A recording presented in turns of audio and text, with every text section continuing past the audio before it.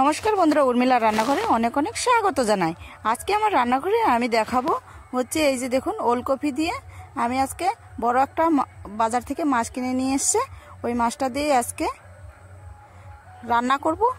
দেখুন কিভাবে রান্না করব, আপনারা আস্তে আস্তে দেখতে থাকুন। এটা হচ্ছে বাড়িতে হয়েছে, জমিতে অল্প একটু লাগিয়েছিলাম। তো দেখুন, তারপরে আরেকটু বড় হতো সাইজে উঠিয়ে নিয়ে এসেছি। এটা দিয়ে আজকে বাজার থেকে কিনে নিয়ে এসে, এই দেখুন কত বড় একটা মাছ ছিল, 4 কিলো ওজনের। এই কয়টা পিস আমাদের কিনে নিয়ে এসে, তো এইটা দিয়েই আজকে দেখাবো। দেখুন কত মাছটা একবারে লাল আমেরিকান মাছ, আর আঁশগুলোও দেখুন কত বড় বড়। 4 কিলো ওজনের মাছ, তো আঁশ তো বড়ই হবে, তাই না? এই দেখুন, তারপরে যে আমি এই মাছটাকে ধুয়ে নিব সুন্দরভাবে। এই শালকপি দিয়ে আজকে রান্না করব। আর কিভাবে রান্না করব আপনারা পুরো ভিডিওটা দেখবেন, কেটে কেটে দেখবেন না। তারপরে আমি আঁশগুলো বেছে নিচ্ছি সুন্দরভাবে। এই দেখুন,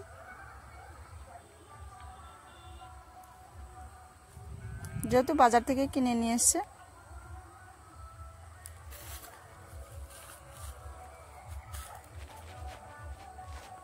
প্রত্যেকটার আঁশ আমি বেছে নিব সুন্দরভাবে।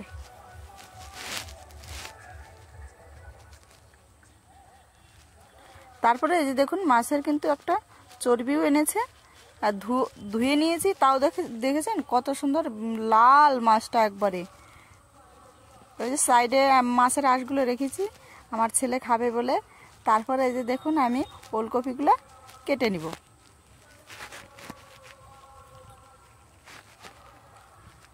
সুন্দরভাবে ওলকপিগুলো আমি ছুলে নিচ্ছি, ছুলে গোল গোল করে কেটে নিব।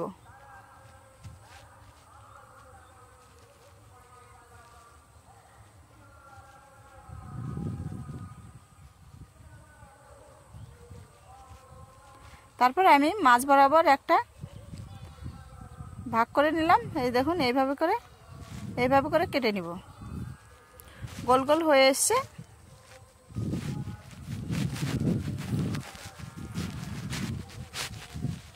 আমার সম্পূর্ণ ওলকপিগুলো কাটা হয়ে গেল। তো মাছটাও ধুয়ে নিয়েছি আমি, এই দেখুন একটা থালাতে নিয়েছি ধুয়ে। তারপরে এখন ভাজবো বলে লবণ দিচ্ছি, আর হচ্ছে হলুদ দিয়ে দিব। হলুদ দিয়ে এটাকে সুন্দরভাবে মেখে নিব। এই তো মেখে নিচ্ছি। আঁশগুলো এক সাইডে রাখি। আঁশগুলো হচ্ছে আমার ছেলে বায়না করেছে, তার জন্য আঁশগুলো খাবে দেখে। তো তা উনানের উপর কড়াই বসিয়ে দিয়েছি, মাছটা ভেজে নেই।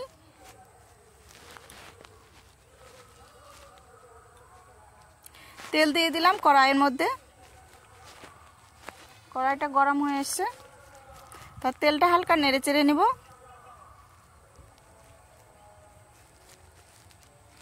গরম হয়ে এসছে তেলটা, তখন আমি মাছগুলো দিয়ে দিব। সুন্দর করে আমি মাছগুলোকে ভেজে নিব।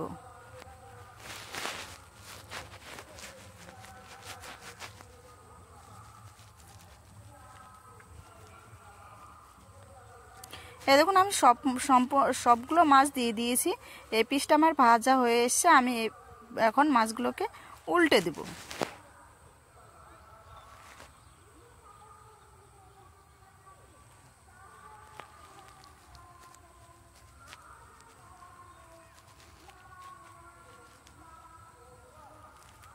উল্টে নিচ্ছি সুন্দরভাবে।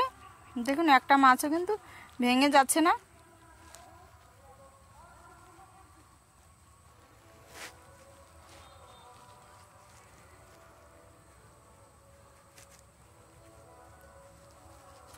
মাছটা মনে হয় ভাজা হয়ে এসে, এখন আমি মাছগুলোকে নামিয়ে নিব। থালাতে আমি নামিয়ে নিচ্ছি। দেখুন, সম্পূর্ণ মাছ আমি নামিয়ে নিয়েছি। তারপরে এখন আমি এই যে আমার ছেলে খাবে বলে বায়না ধরেছে, আঁশগুলো আমি সুন্দর ভেজে নিলাম, ভেজে নামিয়ে নিয়েছি ওই খাবে বলে। তারপরে এখন আমি ওই তেলেই দিয়ে দিব কালো জিরা ফোড়ন। তারপরে দিয়েছি তেজপাতা। তেজপাতা দিয়ে সুন্দরভাবে একটু নেড়ে চেড়ে নিব। নেড়ে চেড়ে নেওয়ার পর আমি এখন এই ওলকপি দিয়ে দেব। ওলকপি দেওয়ার পর আমি সুন্দর একটু হালকা নেড়ে চেড়ে নিচ্ছি। তারপরে দিয়ে দিব স্বাদ মতো লবণ। লবণটা দিয়ে আমি হালকা নেড়ে চেড়ে নিব। তারপরে আমি দিব এখন হচ্ছে হলুদের গুঁড়ো।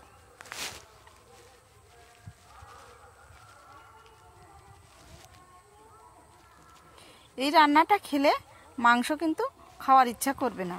আমি আজকে এইরকমই রান্না করব, তো আপনারা দেখবেন পুরো ভিডিওটা। তারপরে একটু হচ্ছে ভাজা ভাজা করে নিব ওলকপিগুলোকে। তারপর আমি এইখানে দিব শুকনো লঙ্কা বাটা আর হচ্ছে আদা বাটা।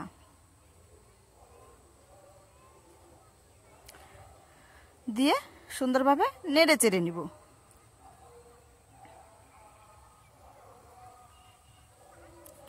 তারপরে দিয়ে দিব হচ্ছে এটা হচ্ছে পেঁয়াজ বাটা।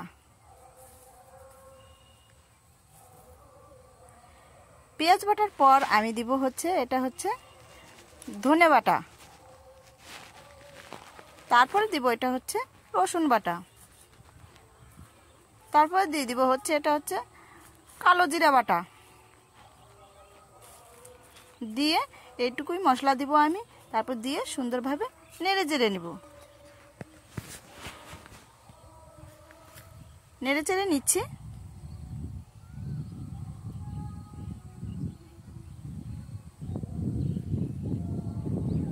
মশলাগুলোকে আবার হচ্ছে বেশি ভাজা যাবে না, তাহলে তিতো লাগবে। দেখুন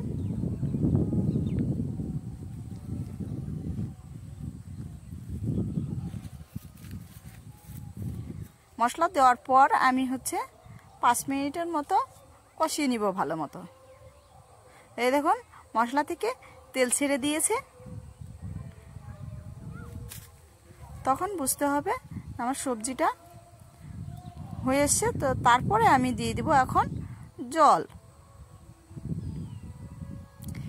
জল দিয়ে দিলাম। জল দিয়ে আমি সুন্দর করে নেড়ে চেড়ে নিব।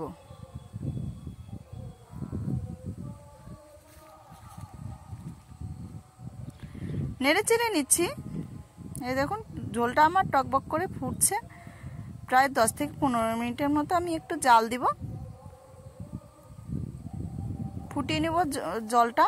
তারপরে দেখব যে ওলকপিগুলো গলে এসছে নাকি। একটু একটু কাঁচা কাঁচা আছে, আর একটু সেদ্ধ হবে মনে হয়।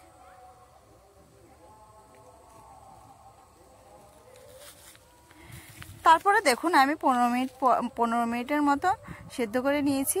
এখন ওলকপিটা গলে এসছে। তারপর এখন আমি মাছগুলো দিয়ে দেব।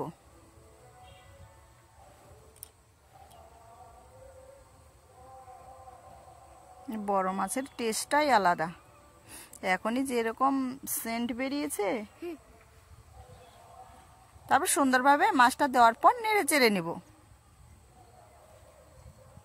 আপনারাও এরকম রেসিপিটা বাড়িতে বানিয়ে নেবেন, দেখবেন খেতে ভালো লাগবে। এই দেখুন তরকারিটা ফুটছে, নিচ থেকে আস্তে করে নেড়ে চেড়ে নেব।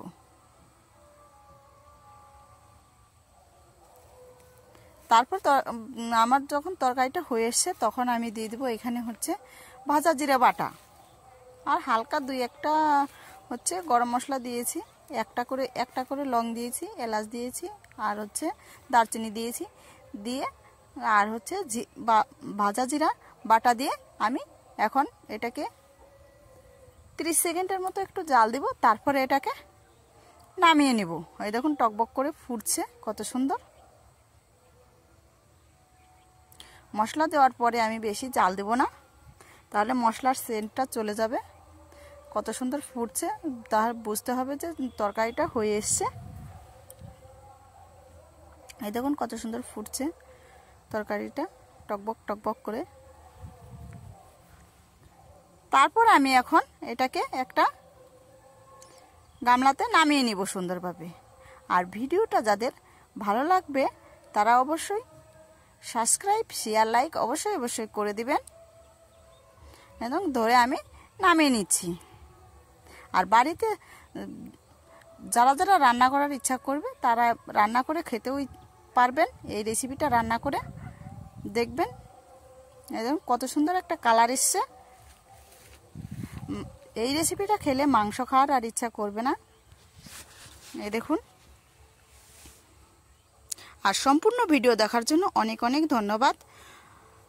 আমি কালকে অন্য ভিডিও নিয়ে আসবো আপনাদের কাছে। আপনারা সবাই ভালো থাকবেন, সুস্থ থাকবেন এই কামনাই করি। এই দেখুন কালারটা কত সুন্দর। আপনারাও বাড়িতে এরকম রেসিপি বানিয়ে খাবেন। আর ভালো লাগলে শেয়ার করবেন, লাইক করবেন। Thank you.